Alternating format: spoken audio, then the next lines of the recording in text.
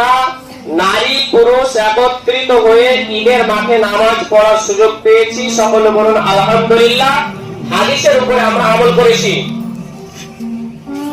রাসূল সাল্লাল্লাহু আলাইহি ওয়াসাল্লাম এই মর্মে যত ধর্মগ্রন্থ আছে আপনি খুলেন, সহিহ বুখারী, সহিহ মুসলিম, সহিহ বুখারী হাদিস নম্বর 974, সহিহ মুসলিম হাদিস নম্বর 1939, এখানে বিখ্যাত একজন সাহাবী উম্মে আতিয়া রাদিয়াল্লাহু তাআলা আনহা তিনি বলছেন, আমারানা দুহনিন নবী সাল্লাল্লাহু আলাইহি ওয়াসাল্লাম, নবী সাল্লাল্লাহু আলাইহি সাল্লামের আদেশ তিনি নির্দেশ করেছেন, আনুখরিজা ফি ঈদাইনিল আওয়াতিক, আমরা যেন দুই ঈদের মাঠে মহিলারা ঈদের সালাত আদায় করতে যেন যায়।